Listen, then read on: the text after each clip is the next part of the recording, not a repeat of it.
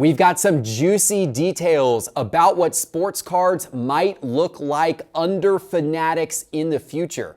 Josh Luber, the head of their new trading card venture, is coming on the show and sharing his thoughts about where he wants to see sports cards go. My name is Geoff Wilson. By day, I invest in tech companies, and at night, I invest in sports cards. Join me and my team as we help you profit from the hobby we all love. Hello, sports card investors, and welcome to a very insightful episode. The Virtual Holiday Sports Card Show on our channel just wrapped a couple days ago, and it was awesome. And one of my favorite moments from that show, there were many, but one of my favorites was when Josh Luber, the head of Fanatics' new trading card venture, came on the show the last night and gave a lot of details and information about how he's thinking about trading cards going forward. Now, this was not official Fanatics communication, but Josh sure gave us a lot of insight and a lot to work with. And coming away from that interview, it is real clear how he is going to lead them down the path forward. So you're going to want to hear this today. And of course, this episode is brought to you by eBay. eBay is here for the card collectors with a trick for every trade, like advanced tools for price checking with Price Guide Beta within the eBay app and up to 50% faster listing with Image Scan. Learn how collecting just got smarter at ebay.com/trading hub. Okay, before I roll this interview with Josh, I got to tell you about one other awesome thing that happened last week.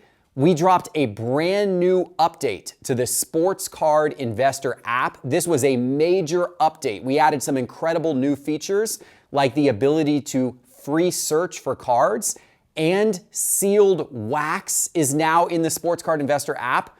Also, you can now share directly to social. You can share any graph to social within the whole app. Really impressive new features, and it's all free. So make sure you get the latest update of the Sports Card Investor app on your phone right now. Enjoy it for free. And of course, if you don't have that app, go to the App Store and download the Sports Card Investor app. All right, guys, it's time. Let's hear that interview with Josh Luber, the head of Fanatics' new trading card venture. All right, everybody, I am joined now by an extremely important guest. Let's welcome Josh Luber, the founder of StockX, but also now the Chief Vision Officer for Fanatics' venture into the trading card world. Josh, welcome to the Virtual Holiday. Thanks for having me, man. I am absolutely mortified that my background and my decorations are nowhere near yours. It's amazing. Now you had, when I've talked to you in the past on this show, you've had an incredible sneaker room, but you moved, right? You had to move away from that unbelievable sneaker room you had. It takes a process to get it back, right? So we're getting there. I got shelves, nothing on the shelves yet, but we're getting there. So eventually. One step at a time. Yep. One step at a time. Cool, awesome. Well, is the new room though? Is it going to be just sneakers, or are you going to work cards into that as well? Yeah, when I built the sneaker room last time was 2015, and I hadn't gotten back into cards at the time. So no, the new room will look way different. Think of it more like part Foot Locker, part bank vault. Cool, awesome. Well, we are excited to see it. Well, when we have you back on next, you'll have to give us a little tour of it. Absolutely. But in the meantime, I know everyone in the audience is incredibly excited to hear about all of Fanatics' detailed plans. And I know you're about to lay them out, Josh. You're going to give us every plan Fanatics has for the next 10 years. Tell us all of the secrets. I actually brought the board deck. I figured, why not? Let's just share the entire board deck. No, look, it's an extraordinary position to be in, and unbelievably, thankful that I could do this. This is why I left StockX to work with Michael Rubin and Fanatics and try to put this together. Obviously, it's a process. We don't, as everybody knows, the new entity, which is majority owned by Fanatics, but also partly owned by some of the leagues and players associations, but is a separate company. It is not Fanatics. It is a separate company. as most people know, we've acquired licenses for baseball, basketball, and football, but we don't yet run those businesses. And until we do run those businesses, which could happen in a number of different ways, in a number of different time frames, it could happen very quickly. It could take quite some time. Until we do, there's really not that much to talk about. There's really not that much to look at the highest level. I do want to say, though, that when we do take control of those and we do start operating them, this will be evolution, not revolution. We have some ideas, some big, some small, about how we will operate them and the ways that we will change the industry.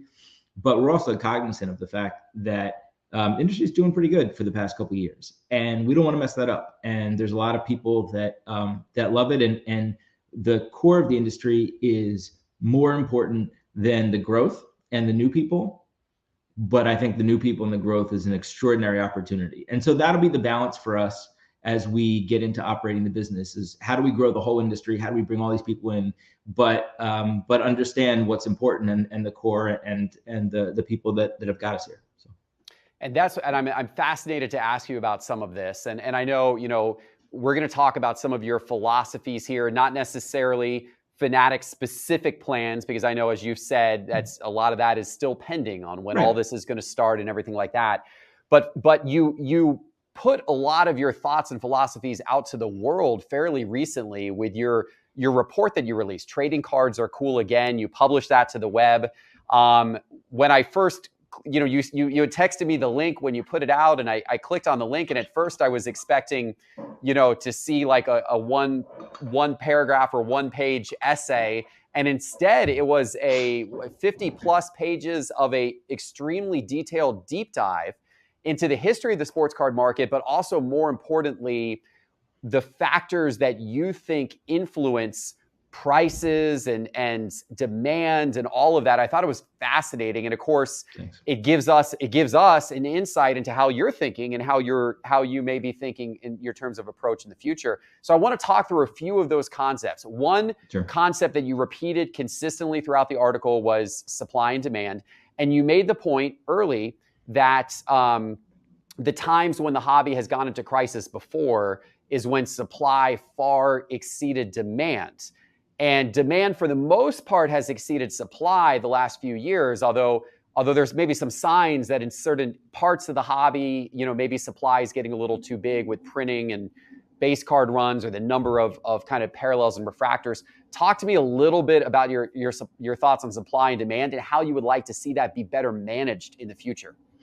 Yeah, it's core to everything. I mean, the supply and demand and managing that and the balance is the whole thing. And as I was writing that piece, and it's worth noting that those are my thoughts. Anything in there is me. It's not a Fanatics level statement. It's not a Fanatics trading cards publication. But everyone was very aware that I was doing that, and so for whatever that's worth. But the supply and demand concept is what will determine how well this industry grows. As we were researching for the paper and writing it, you actually had a podcast about 2020 Select and the changes in 2020 Select versus 19 and 18 and previous years with regard to number of parallels and specifically. And it goes to show that you can have a lot of very rare cards and cards that are individually numbered low, but the overall supply is very high, and that doesn't mean anything, right? If you have, always sort of tongue in cheek, if you have a million 101s, then you have no 1 of 1s, right? If everything is unique, then nothing is unique. And it is for us to grow the business. And as I said before, like that is the goal, is to grow the entire industry, to grow everything. We have to figure out how to sell more cards, how to put more cards in the hands of people that want them without devaluing those cards. The long-term value of the cards is the most important driving factor as we create cards. Doesn't mean that every card is going to be valuable. Doesn't mean that every card is going to increase in value over time. But more often than not, you can't have people buying boxes, buying cards, and it being worth less than they paid consistently, not ongoing over time. Now, we all know that opening up box of cards, you're usually expected to lose on that. Your ROI is usually going to be negative because we're trying to chase those hits. We're trying to chase those parallels. But if the parallels themselves are not also valuable and hold their value, then you start to get into a very, very dangerous territory. There's not an easy solution to this, by the way. And sneaker industry has run into this. Trading card industry has been dealing with this for years. And it's just more of an idea that you have to keep that philosophy in mind as you're growing. But what's really interesting about the trading card industry generally is across the three major sports, you have about 40 to 50 sets per year. It gives a lot of different levers to create a lot of different supply levels, a lot of different quality levels, a lot of different channels that you can distribute it. So there's a lot of stuff to play with to try to get that right and make sure that on par overall, that the value does maintain in a long term. And that's the important thing. Yeah, and I love that philosophically. I mean, one thing that I wish that the current card manufacturers would do a little bit of a better job at is be more transparent about which sets are their higher end chase sets and which sets are more for the everyday hobbyist, and just be transparent about it. And then within those higher end chase sets, make sure to preserve the value. I felt like with Select, for example, and I said that in that podcast you're referring to, I felt like Panini took Select in previous years from being a very exclusive, high-end, hobby shop only set that was very desirable to an investor like me. And they took it down to the level of being a just, mass printed, available everywhere, crazy number of variations available. And I hated to see it, right? And so, I mean, do you think in the future that type of segmentation, is that the way that we can keep the price of some products low enough to make it attainable for kids and make it attainable for people who want to buy a cheap box just to rip, but at the same time preserve the value of cards for those who look at it as an investment? Right. I mean, you're exactly right in terms of what happened to Select. Highest level, it went from a hobby product to a retail product, right? And that has a massive impact on everything related to it, including, right, perhaps the value of your previous Select cards that you've bought, which is a shot in the arm to a lot of people that have invested money in that. Transparency is everything. And I have this idea, I don't know if it's possible, but I have this idea that we should be transparent into production numbers across the board. We should tell everybody how many of every product that is created. I don't know if that's possible for a lot of different reasons. Sneaker companies do it on some very select shoes, but generally they don't. Trading cards do it for some very select sets, and generally they don't. I think the market is smart enough to handle that information.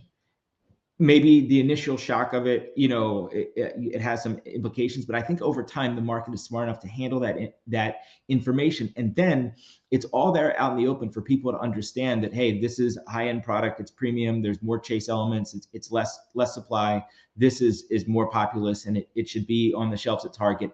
And if you do that, if you know the delta between how much is printed of a hobby product versus a retail product, people aren't going to clear off the shelves of that retail product at Target. They're going to let it sit there and let the kid go buy it because they recognize that the value is way more. I should spend my time trying to buy the hobby product or something different, right? Like, the idea is, if you have a holistic strategy, supply and demand across all the products, there should be high-end stuff that sells for big dollars, but there should also be product that is always available for anybody who wants to go buy a pack of cards for $1, or for that proverbial kid to go in and walk into Target or Walmart or his local convenience store and buy a pack of cards. And by the way, we want cards everywhere. I want to have cards. People are concerned that hobby shops won't get cards. I want first of all 10 times as many hobby shops, and I want to have trading cards in convenience stores and baseball games, and like, there should be trading cards everywhere. But back to the point, people should know what it is they're looking after. And if it encourages those resellers and the investors to stay away from the stuff that has massive volume, great, let the kid go buy that pack. That is, Josh, the greatest thing I've heard you say. If you are able to do that with Fanatics, and I know this isn't any type of official plan you're giving us today, but if you're able to bring transparency to print runs, and have, the products segmented so that they are available for the kids who want to get in for $1 a pack. But there's also the higher end products with very transparent print runs. You will have collectors and investors universally worshiping you and Fanatics for doing that, because that is one of the biggest complaints I hear every single day. And it is a complaint that I feel about the lack of transparency around how much of this stuff is actually being printed.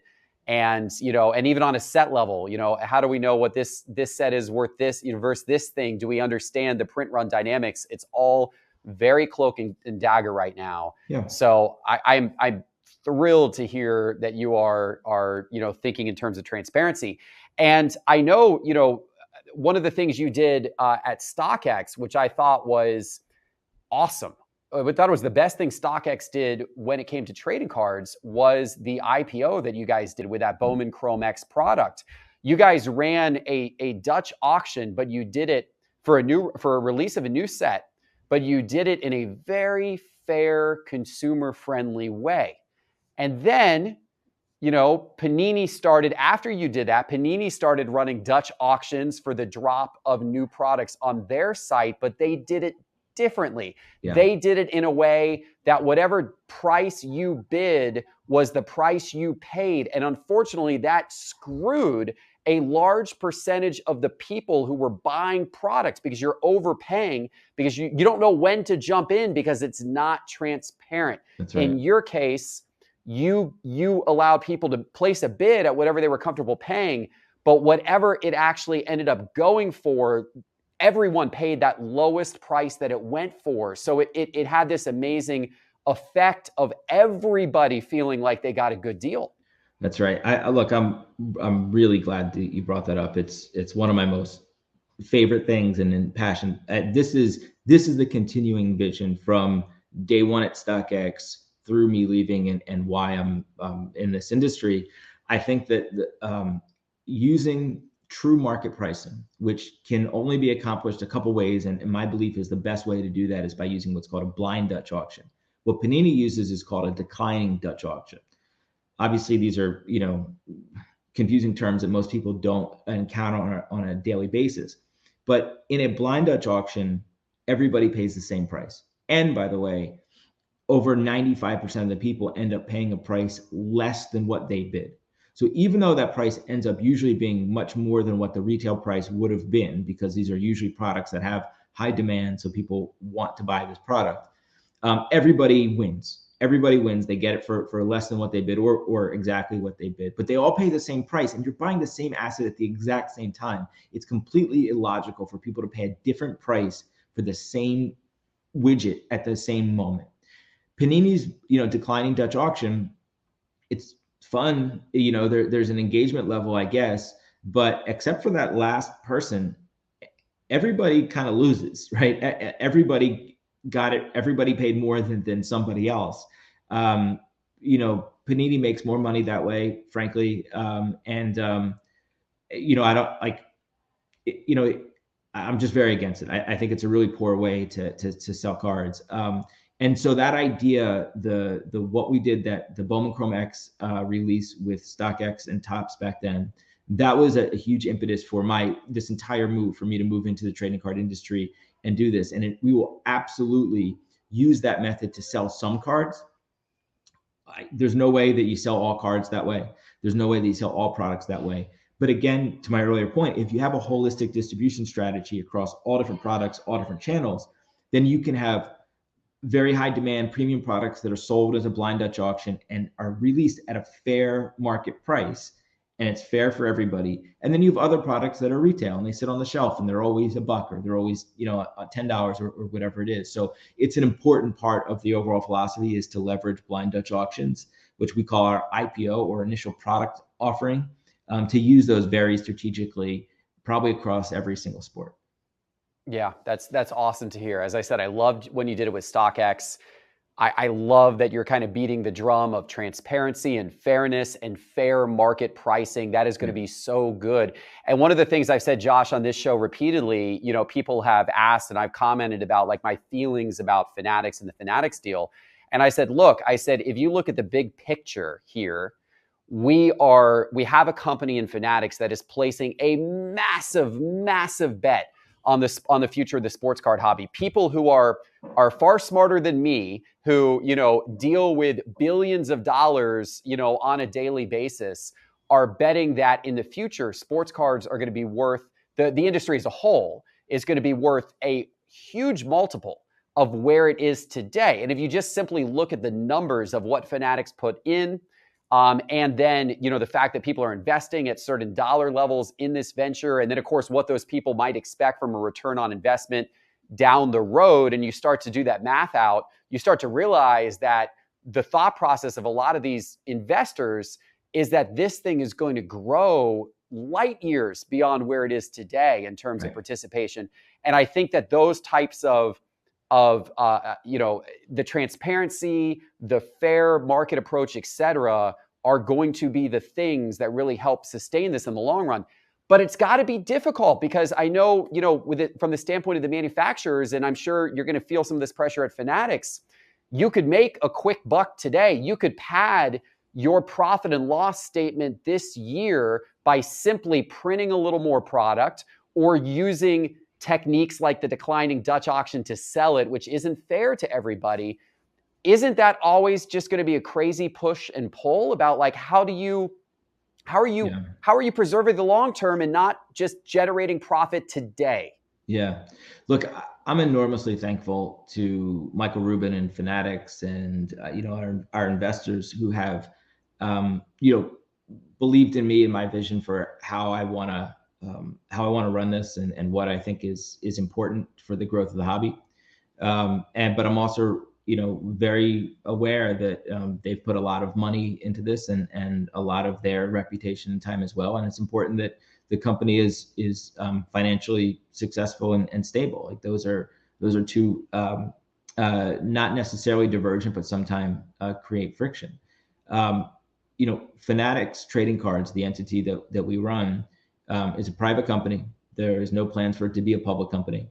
And hopefully that will enable us to have the flexibility that we need to make the changes in the short term and not have to be wed to short-term goals. We'll see how that plays out, but that's just it's the nature of business. It's a nature of running a company. That said, I wouldn't have done this if I didn't think that I had the buy-in of the people that matter to do this the right way. And for everything that I've seen so far, supports that. Like I said, they've been phenomenal, and I'm very grateful for them to at least so far to give us the freedom to set this up and run this the way we think is best. That is awesome. That is awesome to hear. And having the sports leagues involved is another thing that I've been so excited about. Do you think they're going to be active participants in this? Do you think we could actually see, like, the NFL and I know you don't know for sure, things have to play out, but, like, do you think the integration between the leagues and cards and the teams and the athletes and cards, do you expect that generally to get closer over time? Yeah, I mean, frankly, it's kind of crazy that the leagues and PAs, the players associations, and for anyone who doesn't know, to create trading cards, you essentially need two licenses. You need the leagues, which gives you the right to do the league marks, and you need the Players Association, which gives you the right to have the players. As we know, Panini, for example, has a deal with the Major League Baseball Players Association, but not Major League Baseball. That's why you see Panini baseball cards that have no logos on them, right? It says Mike Trout, Los Angeles Baseball Club on them. It's their business. It's their business. We're just stewards of it for them. We're just the ones who operate it. It is their business. There would be no business if it wasn't for Major League Baseball and Mike Trout. And so they should be owners in the business. Yes, it gives them, added incentive to work more closely with us, but they have to work closely with Topps and Panini today anyway. When you have all the thousands, tens of thousands of autographs that are done every year, the Players Associations help facilitate that. When same thing with regard to memorabilia and memorabilia cards and things that have been there. So either way, there's a very close relationship, and it just makes sense that they should have a piece of the business. for us, having them as partners is great for a lot of reasons. But I don't think the customer will see too much difference because of that. By the way, the autograph issue between sticker autos and just the breadth of autos is another very challenging issue, right? Because everybody wants to have to get autograph hits, and everybody wants to have autographs in a lot of sets, but nobody likes sticker autos, and so there's challenges across the board. So the closer we can work with them behind the scenes, make that more efficient, make that more cost efficient, that just should be better for everybody from the consumer standpoint. But again, I don't think you're going to see a very big difference in the consumer experience because they're our partners, but it's the right thing to do. Ladies and gentlemen, you just heard it here. Josh Luber just announced that sticker autos are permanently forever going away out of the sports card hobby. We will never have them again. Yeah. Or we will put sticker autos in every pack, standalone, and you can do whatever you want with that. You can stick your Zion auto onto an Alex Caruso card. I tweeted that, and I think some people thought I was serious. So. There you go. Look at that. Innovation already happening with Josh Luber in charge of the venture. Okay. I know we got to go here in a second. My producer is giving me a wrap this up signal, but this has been so fascinating. I got to ask you one or two more questions before we wrap. I'm curious, the sneaker market, which you had so much experience in. You had this quote in your Trading Cards Are Cool Again article about how everybody in the sneaker market says they want Nike to produce more of their limited print run shoes, but nobody actually means it. Tell me that, and tell me how that applies to your philosophy around trading cards. Yeah, I mean, this gets back to transparency and hits and parallels, right? To reference back to the select conversation. I'm going to get the numbers slightly off here, but there were something like 30, 31 or 32 Anthony Edwards 101s in select this year, and I think there were 17 or 18 Zion Williams 101s, right? So going from 1 year to the next, the number of 101s in that set more than doubled. That's crazy, right? And so sure, more people can pull a 1 of 1, and that's exciting and that's great. But the value of those cards starts to decline because there's too many out there. And so, well, what do you want? Do consumers say, hey, I put more 1 of 1s in there because I want to hit them? Well, not really. What they really want is they want to be one of the lucky ones to hit the really valuable 1 of 1, the Logo Man or the Prism Black, the ones that are really valuable. And unfortunately, like, to have them be very valuable, they have to be very scarce. So, this is the parallel issue across the board. Same thing with autographs and memorabilia hits, which is people say, or it would logically make sense that, hey, if we put more in there, then more people can hit them, and that's a good thing. It may not be, right? What people really want is to be the lucky ones to hit that 1 of 1, as opposed to hitting a 1 of 1 that is not worth anything. Yeah, that's absolutely true. And I feel like, to be quite honest, I feel like the manufacturers right now are playing a little like rope-a-dope in the fact that they're trying to make you feel like, oh, I got this exclusive crazy card because you got this really rare parallel.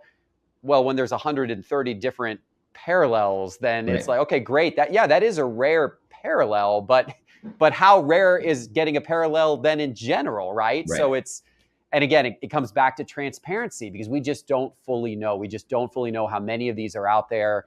We don't fully understand the print runs. And so I love your thoughts and philosophy on all of that. All right, final question.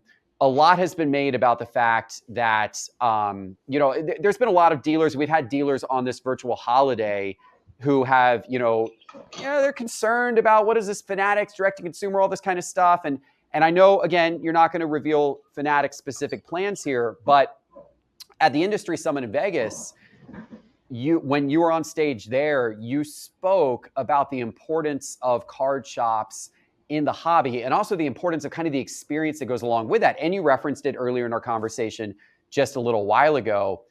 Why are card shops important to the ecosystem, and what do you want to see the card experience be like in the future? Well, I'll tell you what, because he called me out the other day, right? Rob Veras over at Burbank has done a phenomenal job of creating an experience over there. I haven't been to the new location yet, but I've seen it online, gotten tours.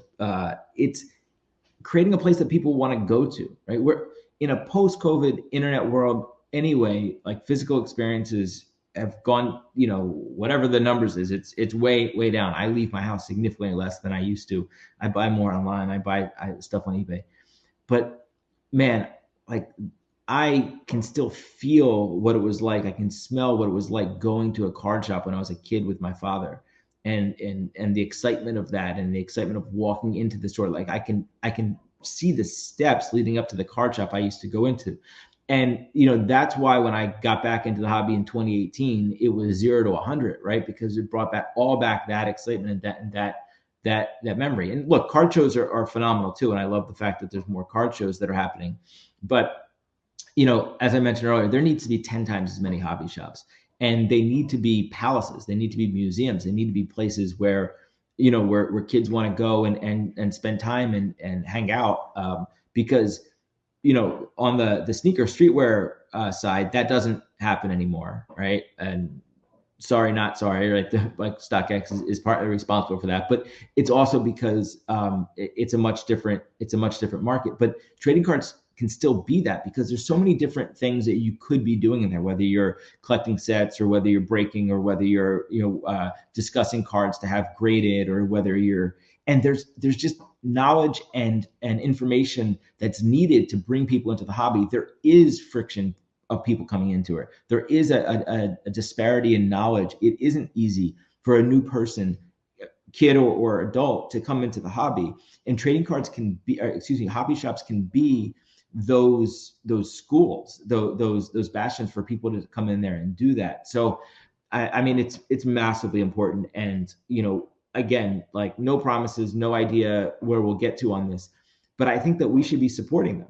By the way, and I think the other big organizations in the hobby should be supporting hobby shops as well, and not just with product. Like that's the easy way to say, you're now in charge of product. You should give hobby shops more product. It's not that easy, but maybe there's marketing co-op dollars, or maybe there's help with technology, right? And last point on this, there's got to be a way to have a better cadence of singles in hobby shops, right? Like they live and die by wax or supplies. And singles is tough because if it's graded and it's very easy to sell that stuff online, I get that. But there's something there, and I don't know what it is because we haven't, spent all that time there, but there's something there about like being able to walk in there and shop really interesting singles as well, which is, by the way, why I love going to card shows more than card shops today, because I buy more singles than wax. But these are all the things, like I'm so passionate about it. Like if I could recreate like that part of my childhood for everybody, this industry would be 100x of what it is. That is awesome. That is awesome. And I know in your trading cards are cool. Again, you talked a lot about getting more people in, but it has to be a frictionless experience. You said once it becomes frictionless, once the marketplaces become frictionless, the ability to buy and sell, the ability to understand what you're getting into, once it becomes frictionless, that's when more and more people come in. And of course, a rising tide rises all boats. I 100% completely agree with that. Fascinating stuff. So many nuggets in that Trading Cards Are Cool Again report. For those of you out there who have not seen it, just Google Trading Cards Are Cool Again. You're going to see an incredible, philosophy, Josh's philosophy and thoughts on trading cards, and an analysis of the recent market changes, all that kind of stuff. Josh, this has been wonderful. You have me excited about the future, and I cannot wait to have you leading the helm and seeing all these things play out. So Josh, thank you so much for joining. I really appreciate it. Thank you very much. I appreciate the kind words, and thanks for having me on. Absolutely. Take care. Happy holidays. You too. Did you just hear that Josh Luber said that Fanatics could take over part or all of the trading card world in a very short amount of time? That's interesting because the contracts that Topps and Panini have with the sports leagues, the Topps contract lasts for a couple more years. The Panini contracts last for several more years. Is there some type of behind the scenes thing happening right now that we don't know about? I don't know, but I thought that little comment there was interesting. What do you think? And what do you hope to see when Fanatics takes over, and when will they take over? I don't know. A lot left to learn, but I loved that interview with Josh. I thought it was fantastic. Hopefully you enjoyed it as well. Hit that subscribe button, hit that little bell icon if you haven't already, so we can continue to bring you more great news and information like this. And I hope you're having a great weekend. We'll see you back in a couple days with our next episode. Take care.